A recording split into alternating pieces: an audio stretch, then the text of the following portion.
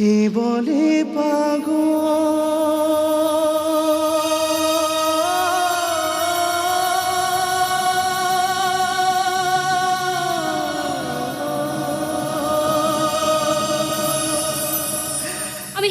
আমি বুঝতে পারছি সূর্য, অতীতে তোমায় অবহেলা করে আমি ভুল করেছিলাম। তোমার আবেগ আমার বিবেককে নাড়িয়ে দিয়েছে, কত কষ্ট দিয়েছি তোমায়। কষ্ট কষ্ট সে যে বড় আপেক্ষিক পামেলা। আমার জীবনের কষ্টগুলো না কেউ কোনোদিন জানতে চায়নি, জানো পামেলা।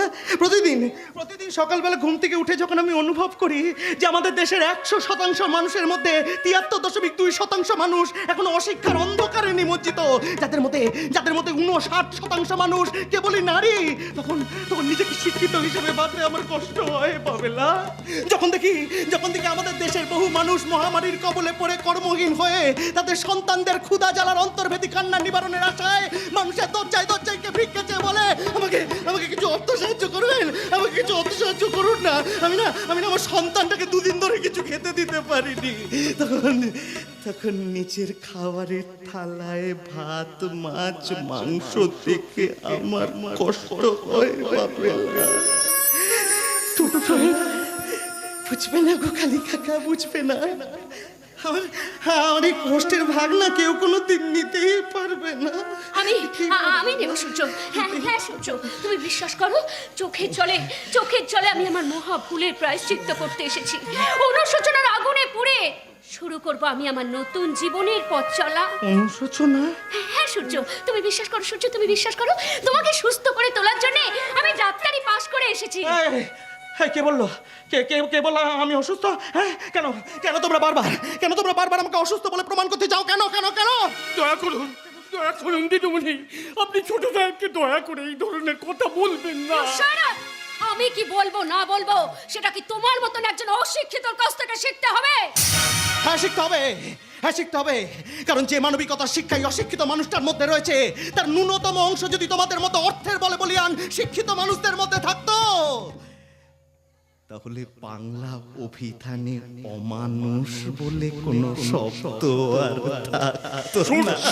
কাকে কি বলছো তুমি? যার জীবনটাই একটা হারানো অধ্যায়, তাকে লাভ ক্ষতির হিসেব শেখাচ্ছেন। হ্যাঁ, লাভ ক্ষতির হিসেব শেখাচ্ছেন। আমি তো আমার জীবন অঙ্কটাকে কোনোদিন ওই লাভ ক্ষতির সাথে মেলাতে চাইনি। তবু আমি হাল ছাড়বো না সূর্য। আমার ইচ্ছে পূরণের প্রতীক্ষায় প্রহর গুনে যাব, দু চোখে এঁকে নেব সূর্যের এক মুঠো রোদ, স্বপ্নের রাঙে রাঙিয়ে নেব আমার শপথ। আমি হব সূর্যের 7 পাকে বাঁধা অগ্নি সাক্ষী স্ত্রী, আর এটাই আমার চ্যালেঞ্জ। এই তুমি কি করলে সূর্য? এটা তুমি কি করলে? পামেলার মনে কষ্ট দিয়ে আমার বাবা ঠাকুরকে আঘাত করা, এটা রাজবাড়ির ক্ষতি হবে। জীবনটাকে লাভ ক্ষতির জাবদা খাতা করেছেন, তাই বড়লোক হয়েছেন, ব্যবসাদার বনেছেন। কিন্তু নিজেকে একটা প্রশ্ন করে দেখুন তো মিস্টার রুদ্র প্রতাপ রায়, এক মাতৃস্নেহতিকে বঞ্চিত সন্তানের কাছে ভালো বাবা হয়ে উঠতে পেরেছেন কি? কথাগুলো অপ্রিয় হলেও সত্যি বড় সাহেব। দয়া করে আপনি ওই পামেলার বোধ আমার ছোট সাহেবের মাথায় চাপাবেন না। এই রাস্কেল, তোমার এত বড় সাহস হয় কি করে? তুমি আমাদের কথার মধ্যে কথা বলো, চাকরের মতোই থাকবে। কি বললেন বৌরানী? আমি চাকর? বাবা ঠিকই বলেছেন তো বৌরানী, আপনি ঠিক কথাই বলেছেন। আমি তো শুধু চাকর, আপনাদের ওই পায়ের জুতোর সুখ তোলার মতো। যে জুতোয় ময়লা লেগে গেলে তাকে শুধু হাত দিয়ে হিসাব করতে হয় বৌরানী, কোনোদিন মাথায় তুলে রাখা যায় না। কষ্ট পেও না কালী কাকা, কষ্ট পেও না। আসলে এরা অর্থের অহংকারে ভুলে যায় যে নূপুর সোনার হলেও সেটা পাই থাকে, আর পয়সা টিপ তা যে কপালেই ঠাই পায় গো কালী কাকা। হ্যাঁ, ঠিক বলেছি। তাই একটা কথা কান খুলে শুনে রাখুন, আমার কালী কাকার নামে আর একটা বাজে কথা কোনোদিন বললে আমার থেকে খারাপ কিন্তু কেউ হবে না, কেউ না। শুনলে তোমার ছেলের কথাগুলো? শুনলে? এখনো বলছে সময় আছে। এইসব ছোট লোক চাকর বাকরদের এই রাজবাড়ি থেকে তাড়াও, নইলে রাজবাড়ির সম্মান আর বেশি দিন টিকানো যাবে। আর পারলে তোমার এই ছেলেকে শিক্ষাটা দাও। শুনে যান আমার কথা বউরা, দয়া করুন, দয়া করুন বউটা, দয়া করুন। কার কাছে? ছোট সাহেব, আরে ছোট কার সাহেব, কাছে দয়া ভিক্ষা চাইছো তুমি? কার কাছে দয়া ভিক্ষা চাইছো? হ্যাঁ, যারা সারা জীবন অন্যায়কে প্রশ্রয় দিয়ে মুখ বন্ধ করে এসেছে, তার কাছে দয়া ভিক্ষা চেয়ে তুমি নিজেকে নিজে ছোট করো না কালী কাকা, ছোট করো না তুমি। ও ছোট সাহেব, এবার তুমি চুপ করো, ছোট সাহেব চুপ করো। ও ঠিক কথাই বলেছে কালী, ভুলটা আমারই। আমি আর কোনো দয়া মায়া করুণা নয়। এখন ওকে যেটা দিতে হবে সেটা হলো উচিত শিক্ষা। যেটা দিতে আমি অনেক দেরি করে ফেলেছি। না না বলতে, আপনার মতো মানুষের কাছ থেকে শিক্ষা নিলে আমার প্রাপ্তির ভান্ডারে গড়ি বসায় মানুষের চোখের জল ছাড়া আর কিছু থাকবে না বাবা। যে শিক্ষা আমাকে বলশালী ব্যক্তিদের পায়ের তলায় বসে লেজ নাড়া কুকুরে পরিণত করবে, সেই শিক্ষা আমার চাই না, সেই শিক্ষা আমার চাই না।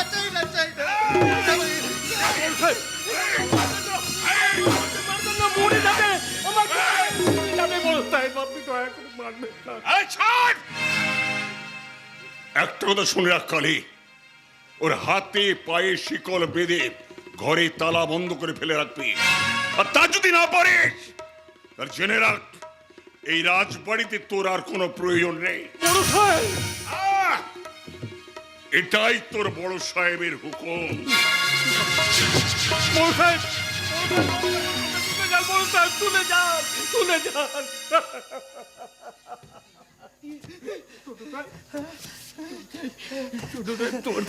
তোমার খুব লেগেছে তাই না ছোট সাহেব?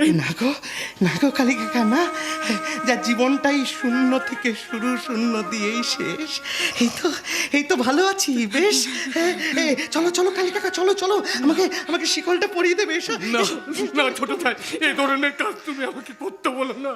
আমি রাস্তায় বিক্রি করবো, না খেতে পেয়ে মরবো। তুমি এই ধরনের কাজ তুমি আমায় করতে বলো না ছোট ভাই, আমি পারবো না ছোট ভাই। কিন্তু এই কাজটা না করলে ওরা যে তোমাকে বাড়ি থেকে তাড়িয়ে দেবে গো কালী কাকা। আর তোমাকে ছাড়া আমি বাঁচবো কি করে বলো তো? আমি যে বাঁচতে চাই কালী কাকা, আমি যে বাঁচতে চাই কালী। হায় ঈশ্বর, এ কি তোমার বিচারিত ঘর, এ কি তোমার বিধিলিপি? কেঁদো না কালী কাকা, কেঁদো না। আসলে ভাগ্য চার হাতে যেমন রং তুলে দেয়, তাতেই তো আঁকতে হয় জীবনের জল ছবি। জন্মগত রক্তের নেশায় তারা ইন্টারনেটের বোতাম টিপে সন্ধানী চোখে খুঁজে বেড়ায়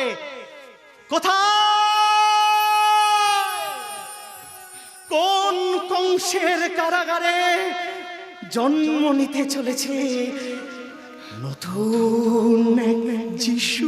ছোট এসো কালী কাকা, শিকল করা করিয়ে দেবে। এসো কালী কাকা, শিকলটা পরিয়ে দেবে। এসো কালী কাকা,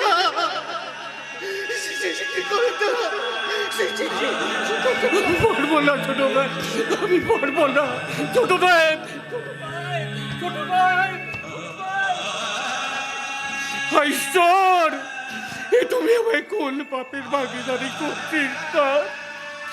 আমার হাতে অমূল্য রতন চপে দিয়েছে, নির্বাচন নিয়েছে, তোকে আমি কি জবাব দেব? তুমি বলে দাও ঈশ্বর, তুমি বলে দাও।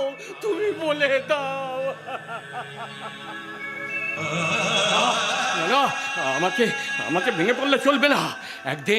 একদিন আসবে, এই শিকল ছিঁড়বে, রাজবাড়ির প্রতিটি বন্ধ দরজাগুলোকে খুলে দিতে সে আসবে। দেবী বদনের ঝাঁকের আওয়াজ তুমি শুনতে পাচ্ছ ছোট সাহেব, তুমি শুনতে পাচ্ছ? আমি নিজেও কান্না শুনতে পাচ্ছি ছোট সাহেব, আমি নিজেও কান্না করতে পারছি। সে আসছে ছোট সাহেব, সে আসছে।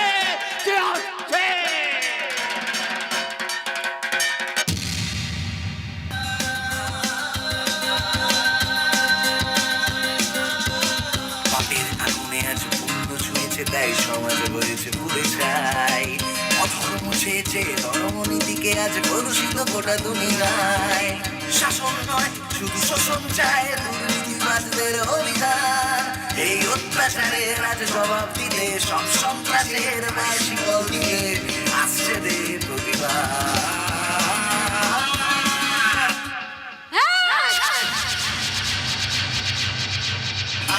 সূর্য সাক্ষী রাজলক্ষ্মী, আমি সূর্য সাক্ষী রাজলক্ষ্মী, আমি সূর্য সাক্ষী রাজলক্ষ্মী, আমি সূর্য সাক্ষী রাজলক্ষ্মী রাজলক্ষ্মী রাজলক্ষ্মী।